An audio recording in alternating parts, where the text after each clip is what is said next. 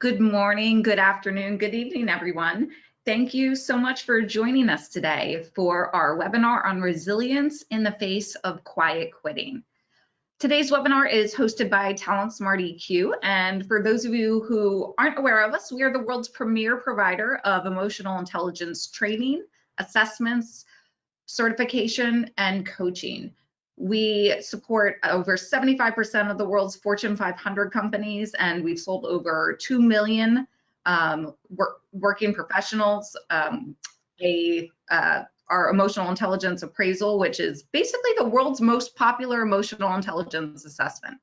Additionally, many of you also may know us through our best-selling book, Emotional Intelligence 2.0. We have over 2 million copies sold. It's a Wall Street Journal bestseller, so you may be very familiar with that book. And for those of you who do know Talent Smart EQ, thank you so much for joining us today, and we're happy to have you back. Before I jump into the content of today's webinar and introduce my partner, I'd like to introduce myself. My name is Kate Barsby. I'm the Director of Marketing here at Talent Smart.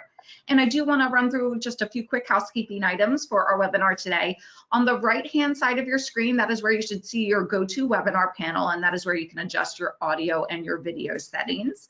Additionally, you will see a question box where you have the opportunity to ask questions, and you'll see a small little arrow right next to the word questions, and when you click that arrow, it brings down the text field where you can type in your question. We will be devoting a portion of our webinar to Q&A at the end, so throughout today's webinar, if you do have a question about the content that we cover, please feel free to type it into that question box. I'll be taking a look at all the questions as they come in, and we'll try to answer as many of those as we can for you at the end today. Today's webinar will run for approximately 30 to 35 minutes, and then we'll be devoting the last 10 to 15 minutes or so to that Q&A session for a full slot of approximately 45 minutes. Additionally, we will be conducting a survey at the end of the webinar. That is just an automatically generated survey. It will populate right when you close out the webinar. It's a quick 5 questions. We really appreciate that feedback at Talent Smart EQ.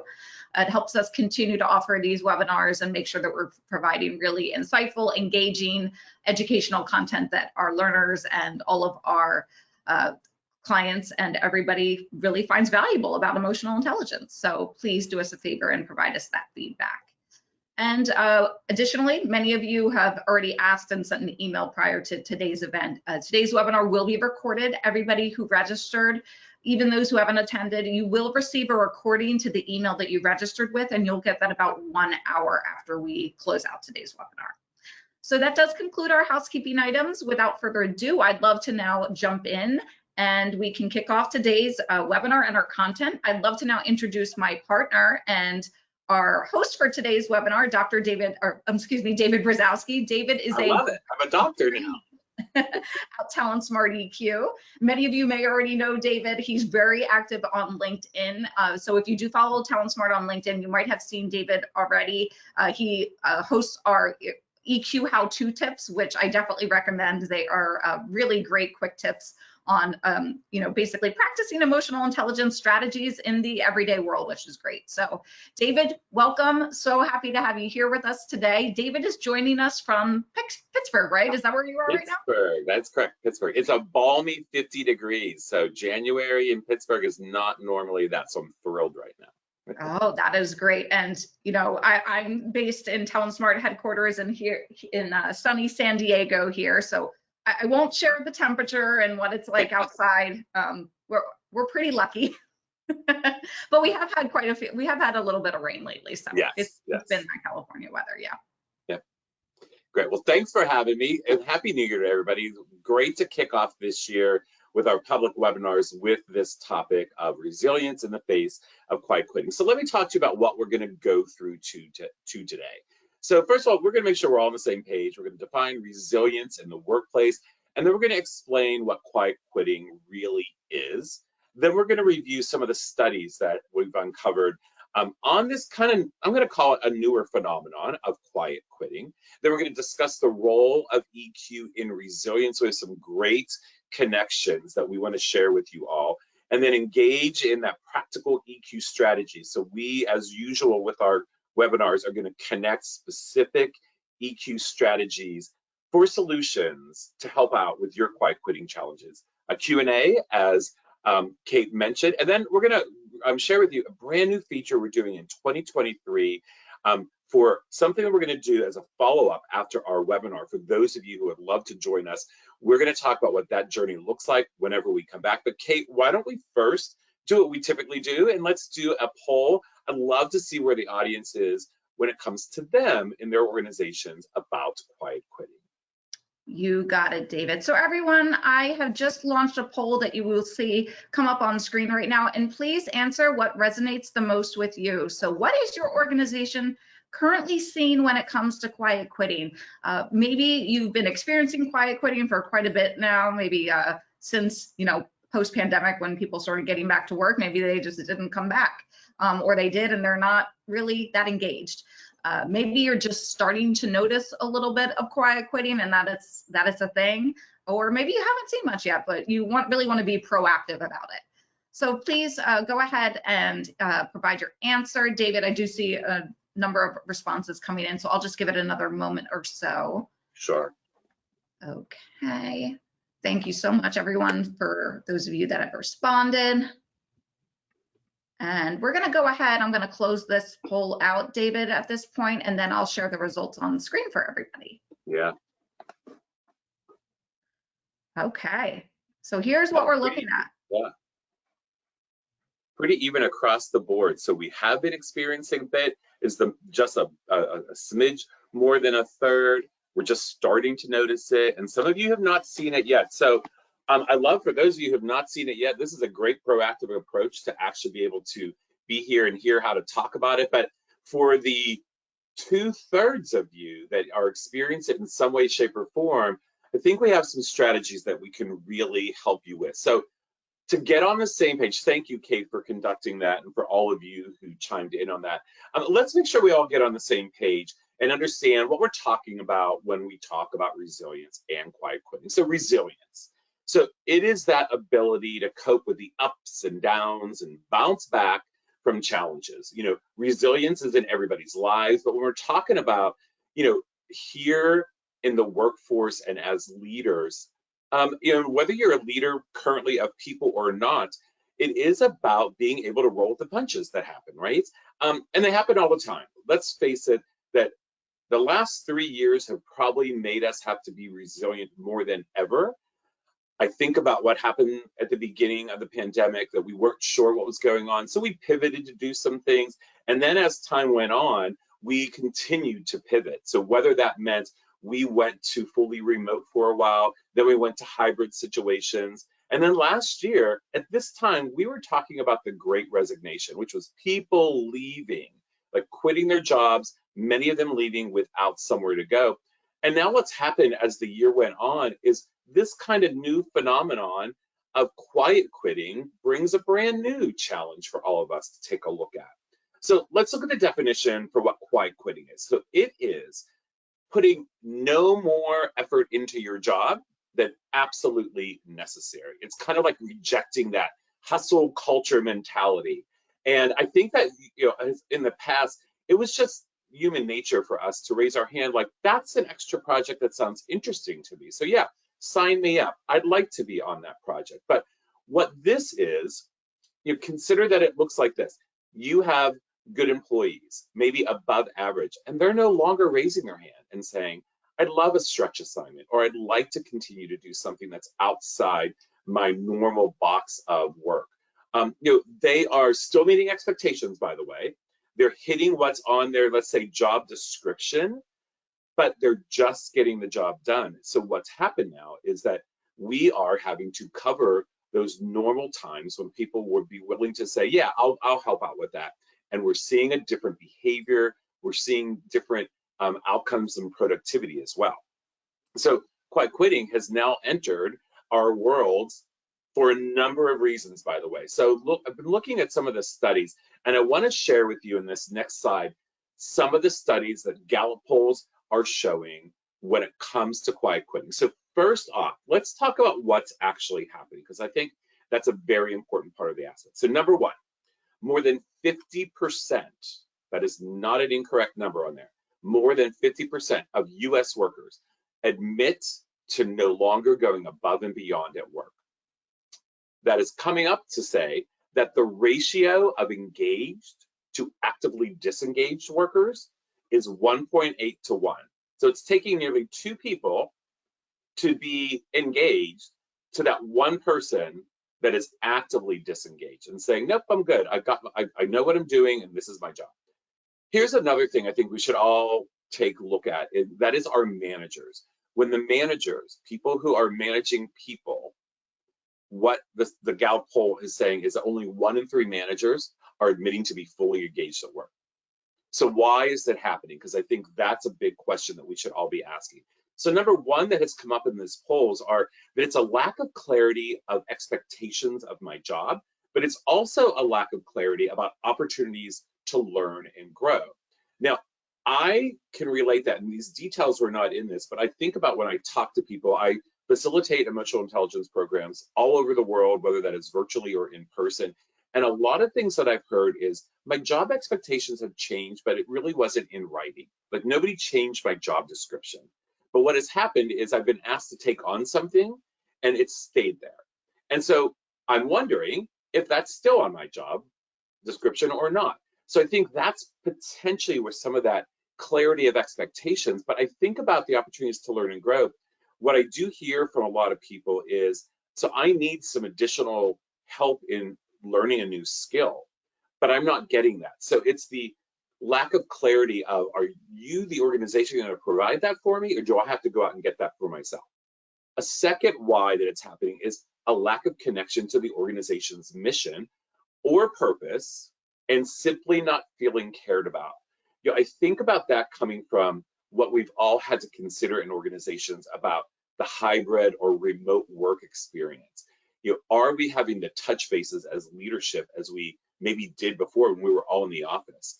You know, the connection piece for me seems to be that sometimes what's happened over the past, especially few years, we haven't revisited a lot of the values of an organization to say, how are they fitting into this new world that we're in? So we're going to talk about how to get us back there.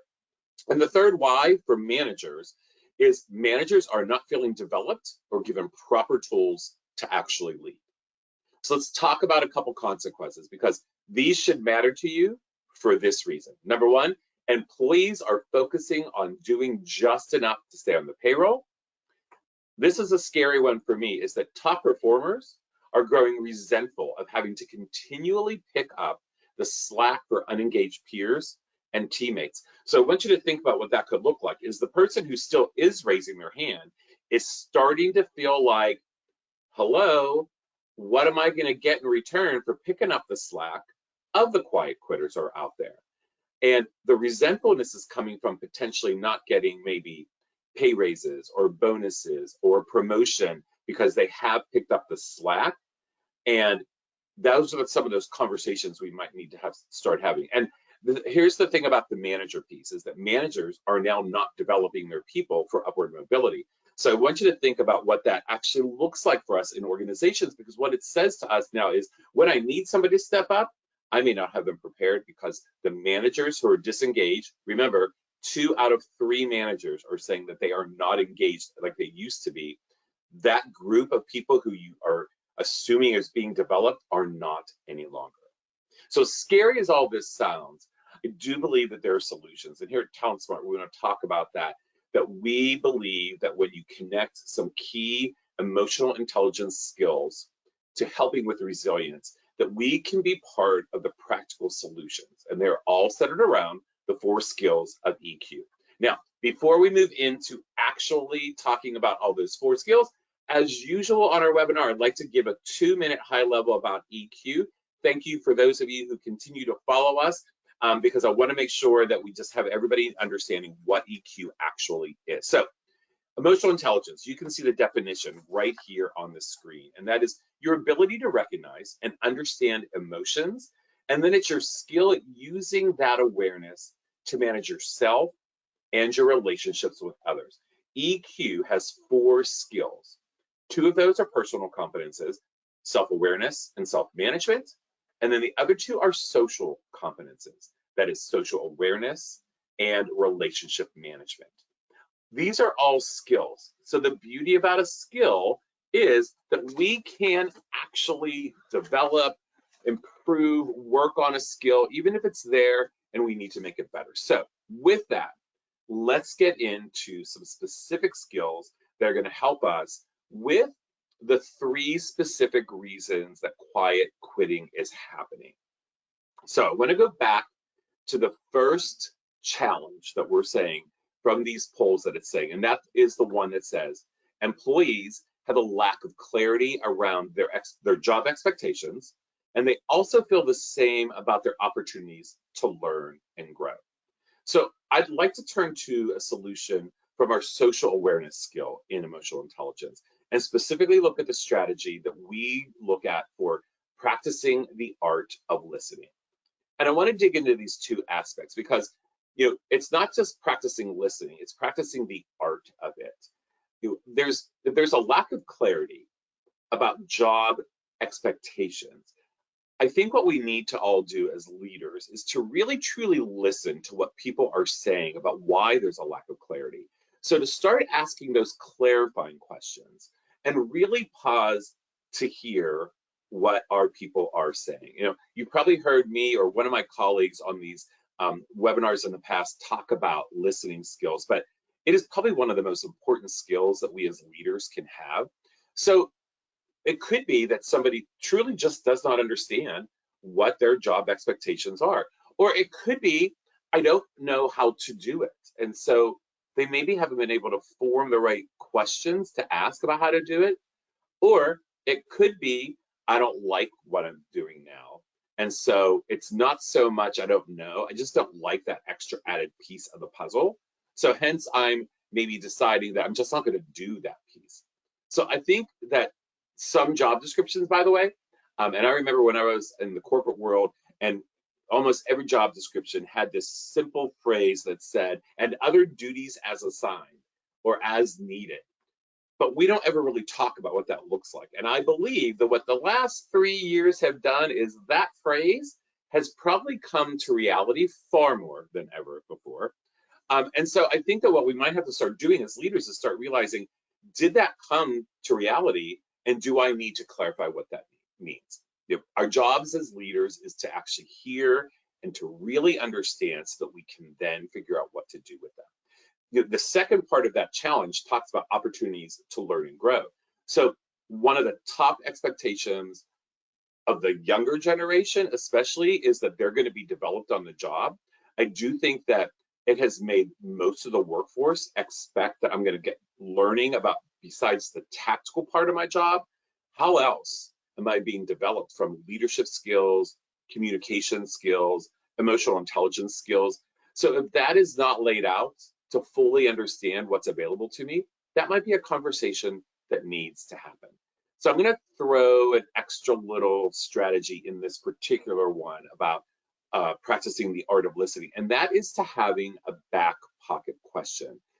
What I mean by that is have some questions that you can continue to ask when you're in this conversation about trying to understand what is it that you're disconnected from. Now, January, by the way, is the month of mentorship. So maybe what we do is we start considering, if my company doesn't have a formal mentorship program, how do we put something together in an informal way? This is a double win if you think about it, because I can get somebody who maybe is tenured, connected with somebody who is newer, either in the company or in this role, and have them just simply have conversations, not about the tactical part of the job, but think about how great it could be to get two people to just say, let me help you learn some of the other basics, the landscape of this organization or of our team, so it helps them a little bit more with feeling comfortable about who to ask the right questions to. So if the question is, I don't know what's really on my plate, they can go to the right place.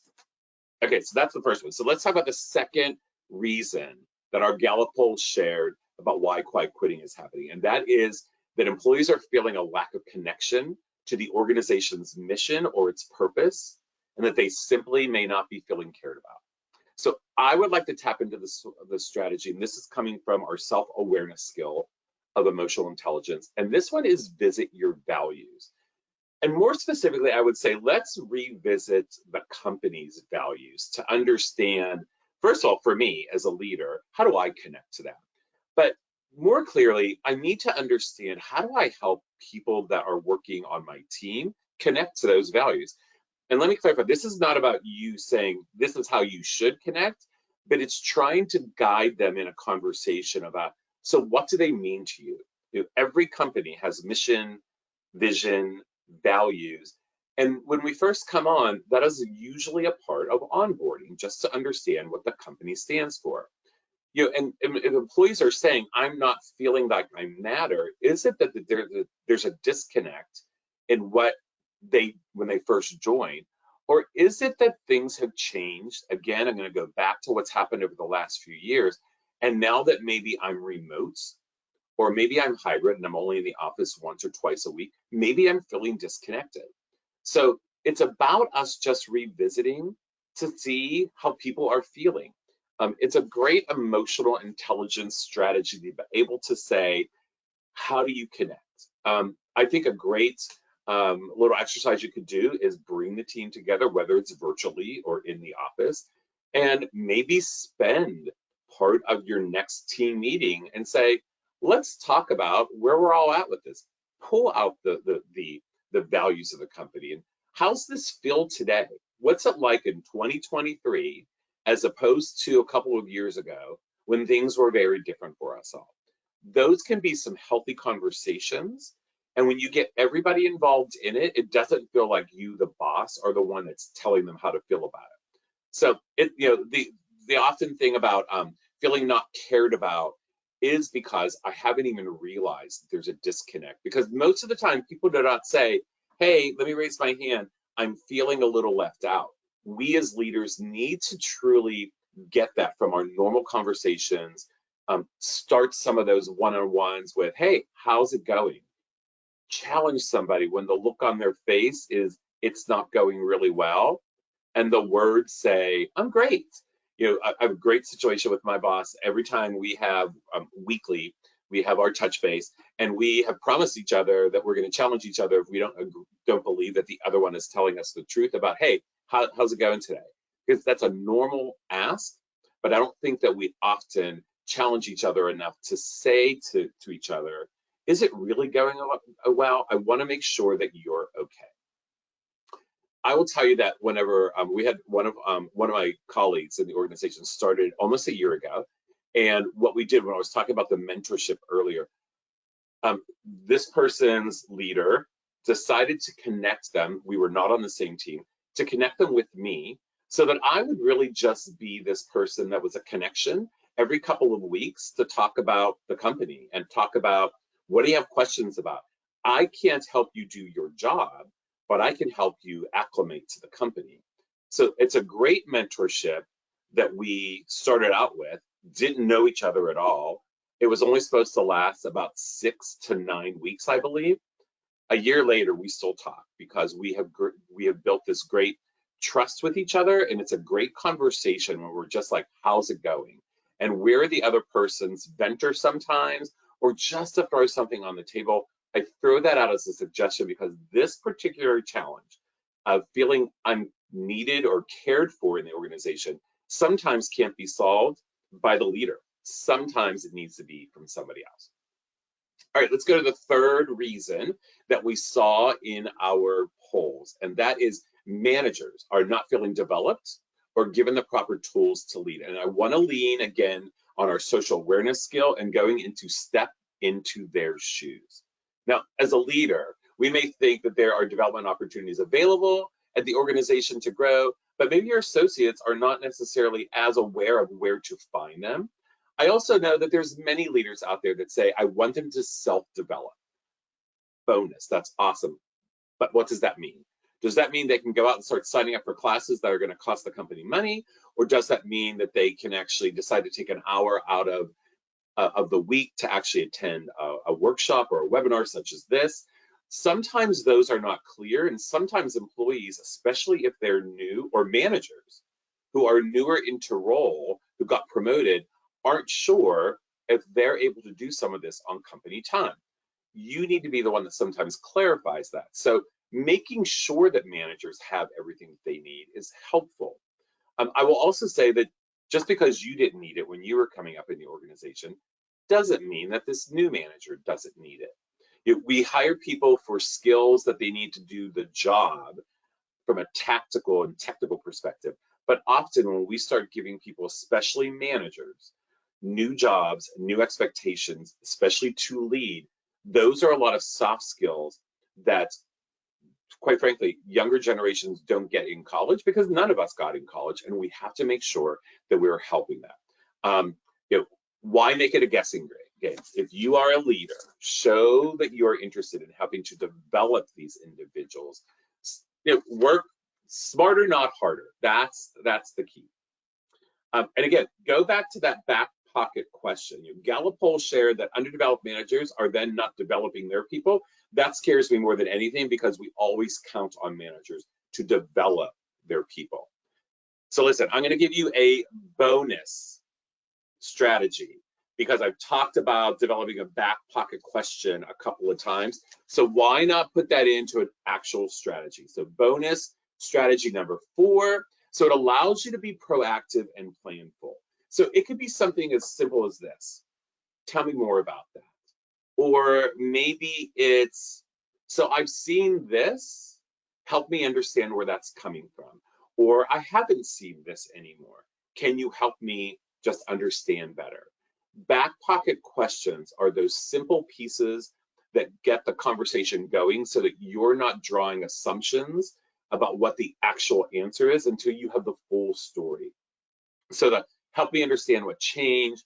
Those are the back pocket questions that I think all leaders can really help themselves out with as you move forward. So those were 4 strategies. Let me bring it all together for you. And let's take a look at what we have here on this next slide. So first of all, we said practicing the art of listening. We're going to use this when employees have a lack of clarity around expectations as well as opportunities to learn and to grow. We're going to use visit your values when employees are seeming like they're feeling a lack of connection to the organization or potentially feeling like they're uncared about. We're going to use the strategy of stepping into their shoes when managers are not feeling developed or given the proper tools, at least from their perspective. And our bonus strategy we're going to use actually with all of these is having a back pocket question to assist in all of the above solutions. So that takes us through how to attack some of the challenges.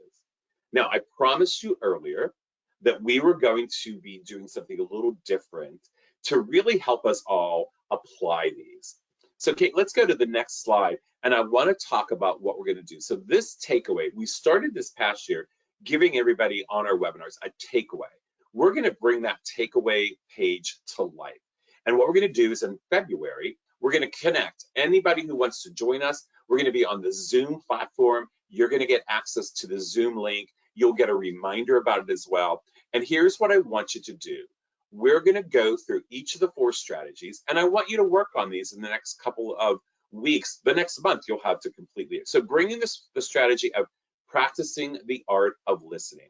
I want you to take some notes on what are you hearing regarding the reasons employees are unclear about expectations and opportunities to grow, and are you seeing opportunities for mentorships in there? So that's a question that you can not only provide as a solution, but ask yourself those questions and start taking some notes about what you're hearing and seeing. Next, we're going to talk about visiting your organization's values. So ask yourself, what disconnects are you discovering about employees' connections to the organization's mission or values? And what else are you hearing about employees about not feeling cared about? I want you to also pay attention specifically for that one about, are you hearing this from multiple people? It might be something that is around the organization and nobody's talking about it on a broader scale. And it could come from what I said before, potentially something got disconnected during the last few years that nobody has even considered. So next, number 3 is the stepping into your manager's shoes. So when you focus on your managers, what opportunities are missing for their development? And what other needs are you learning are not being met for your managers? Again, I want you to step into their shoes, but not from the shoes that you're in presently, meaning that when I was a manager coming up, I had this, this, and this. They should be fine. That might have been 10 years ago. Think about what they're asking for now. What is possible for you to help with? What's available for them, and then what is not? And then the last piece of this tool is to ask the question, what back pocket questions are you finding to be most helpful? I have found typically that when you start using back pocket questions in different scenarios, you find that you can reuse them with other questions. So use this as a tool. Kate's going to remind you at the end of this about just what it is you can do to join us in February. It's going to be on a Zoom platform, and I want to be able to engage anybody who wants to join with us. I'm not going to be the only one that's going to help with the solutions. I'm hoping that many of you will join us so that you can help each other out with what worked, what didn't work, and we can all be on that same page. With that, Kate is back so that we can tackle some of your questions. I'm all ready, Kate. Awesome. Thanks so much, David. And everyone, the questions that you see on screen here, if you go down to the handout section in your GoToWebinar panel and click on that small little arrow right next to where it says handouts, you're going to see that a PDF will appear for you. Feel free to download that PDF. That is the worksheet that David is talking about. It has these 4 questions on screen, and you will be using that when you reconnect with him in February on Zoom. The Zoom link is also provided on that PDF for you to add that event to your calendar as well. So without further ado, David, I'd love to now jump into the Q&A session of today's webinar. Thanks so much for covering the content for us. We've had a number of questions submitted, so lots of people are really interested in this topic, which is exciting to see. Yeah. Awesome. So first one, David, I'd love to pose to you is, what if you happen to find that some of those that are quiet quitting right now are actually quitting for reasons that are other than the ones that you described? So for example, the lack of clarity, or about the expectations, the lack of connection, or simply feeling cared about, and then also an issue on the manager end where managers are not feeling developed. What if it's actually something different than those? Yeah, great question. And so just as a reminder, these were like the top 3 reasons that I pulled out of the Gallup surveys. And I'm sure that there's some other reasons as well. I do think, though, if you really employ that strategy of practicing the art of listening, and you start finding that it is something else, that's a place to start. Really ask the question, what's happening? What's going on? And I think it's fair to just be very honest. I've noticed that you used to do this, and now this is what I'm seeing. I think when you bring it to practical behaviors that we're seeing, it's a difference in what you maybe saw before, then hopefully you get some answers. Having that back pocket question is also helpful as well, because maybe you're going into the conversation anticipating it's going to be one of these 3 reasons. They are the vast majority of the reasons that were out there. However, it's very possible somebody else is going to say something else. So really use the listening skills and then dive into those questions a little bit more. Continue to just try and uncover what it is. I think also pay attention to how you approach it, right? Your tone and your body language and facial expressions are going to make a big difference when you are talking to people who they know that they're not doing quite the job that they used to do. So this doesn't need to come off as a reprimand or anything of that sort. It really needs to be coming from a concerned area. And I think that's the same way for your managers, because I can also add into my manager conversation about, I'm concerned that your people may not be getting all of you like they used to. So I hope that helps. Thanks for that question, whoever asked it.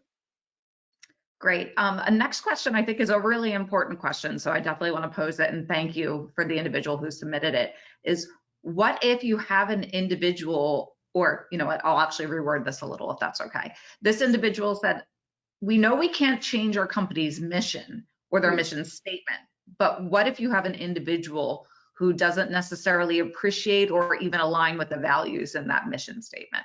Oh yeah, that's first of all, that's a tough one. Yeah. But let me say this. I would like to think in the vast majority of companies that are out there, every company I've ever worked for, one of the things that is always up in the front of onboarding is talking about mission and values. I know that when I have ever looked for a job in my career, I've looked to see what that looked like on the webinar. So I think one of the questions I might ask is what changed? You know, if you did buy into it before, or if it was something that you were okay with before, what has changed along the way to make you disconnected from it? And what specifically are you disconnected from? It's interesting today to hear sometimes when somebody says, I don't know if that value is matching up any longer because we've changed the way that we handle our employees because of 2020 and on. That's something to really hear, because I think that it might be the perception that your employee is saying, I used to completely buy into this value, and now I'm looking 3 years later and saying, I don't know if we're still doing the same thing. And perceptions are something to pay attention to. If you believe that they're wrong, have that perception conversation about why are they seeing it? What are they feeling that maybe you're not hearing from somebody else? In the end, if somebody truly does not align still with the mission and values of the company, I think that's that tough conversation that needs to be, well, those aren't changing. Where do you stand with being able to get in line with that? And then you have to sometimes make those hard calls to be able to say to somebody, those aren't changing. Can you get in line with what those are? Thanks for the tough question, because that's a tough one, yeah. Great, thanks, David.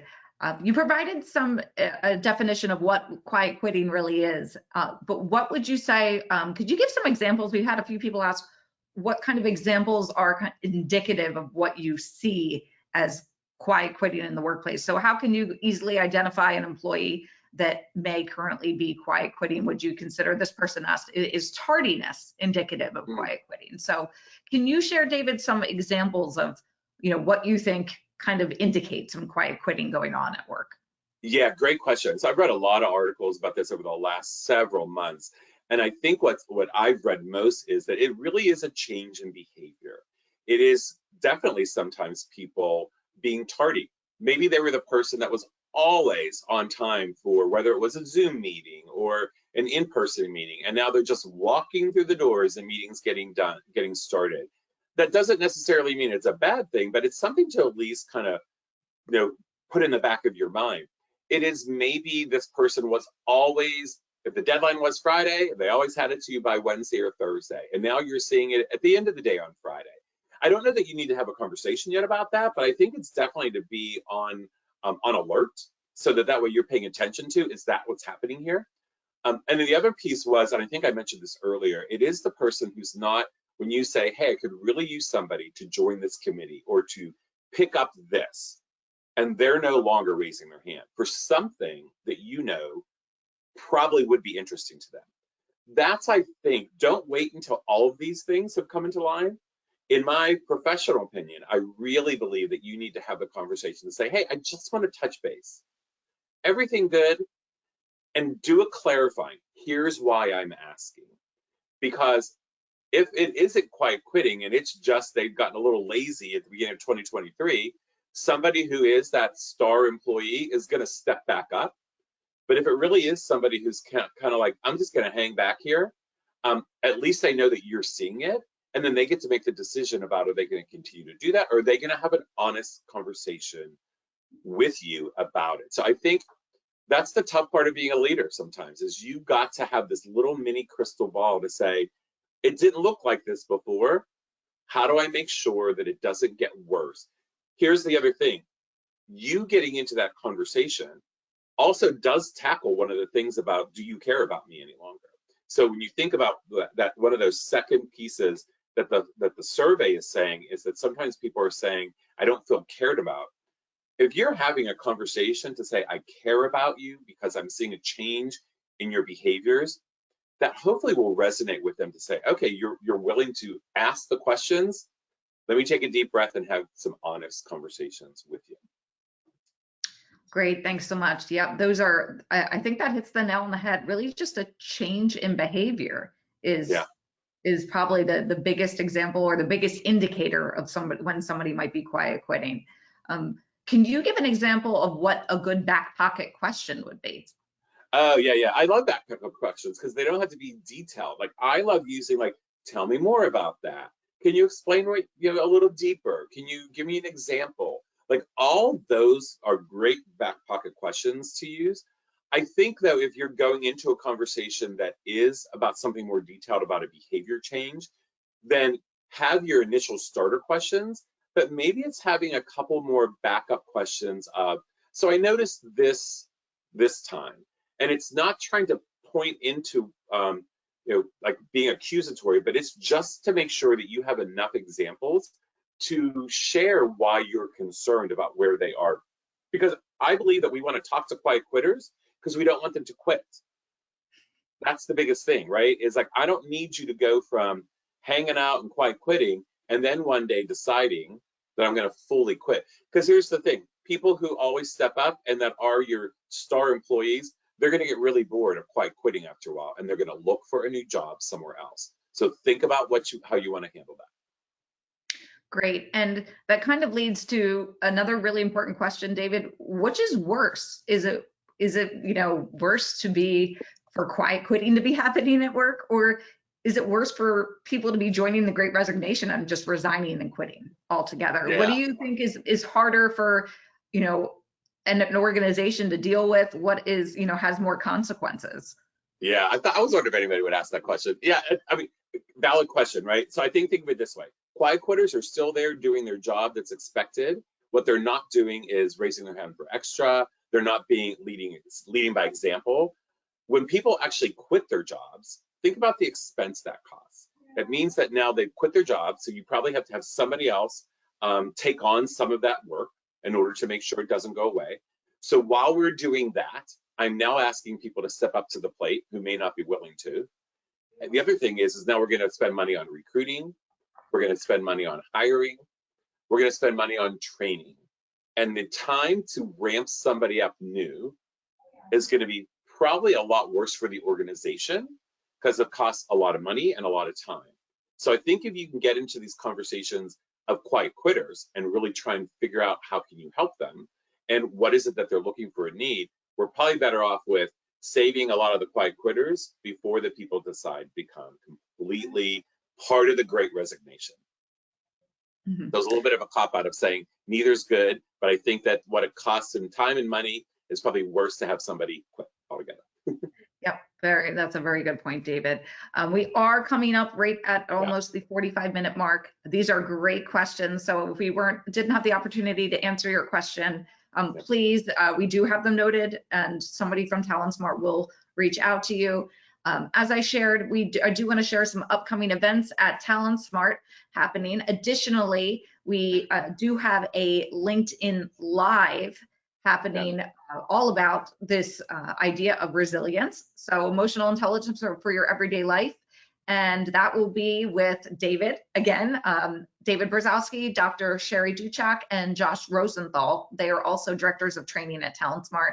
And there will be a live discussion all about resilience happening on the TalentSmart LinkedIn. So please feel free to follow TalentSmart on our LinkedIn. It's just LinkedIn/TalentSmart. You can always find us there and sign up or just register to attend that event. We would definitely love to have you.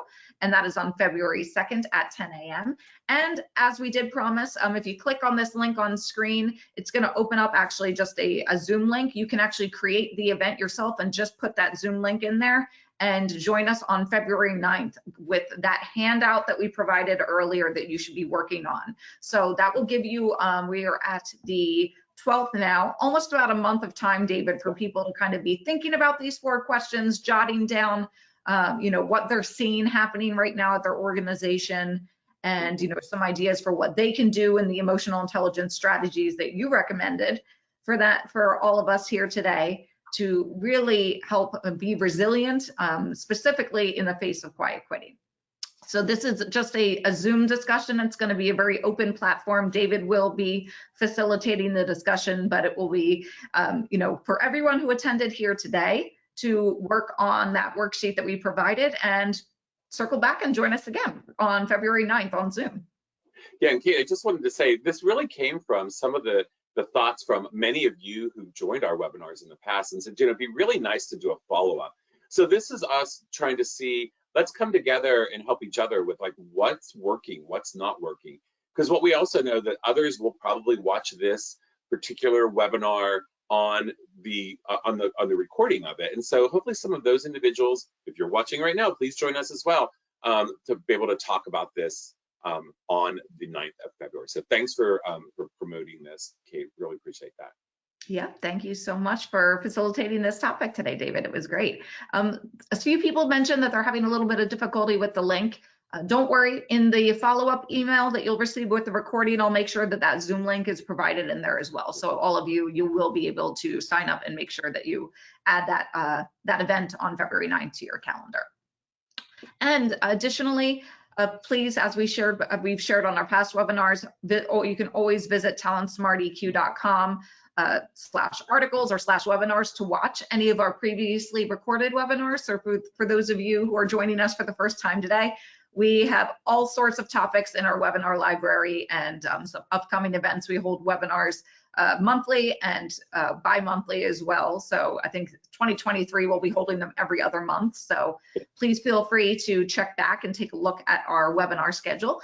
And then we have over 300 articles in our article library on all sorts of topics. So definitely check that out as well.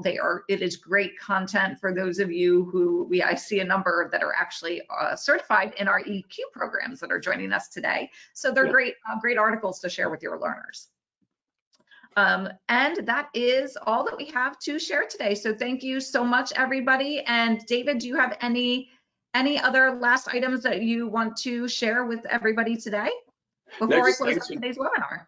Yeah, just thanks for joining us. And really, if you'd love to see us live on LinkedIn, myself and my peers are going to talk about this topic from a general perspective from resilience, and then come back next month so we can dig back into what has been working, and would love to hear how any of these strategies come alive for you over the next month. Great. Thank you so much, everyone. Thanks so much, David. Have a great remainder of your day. Take care. Bye. Bye-bye.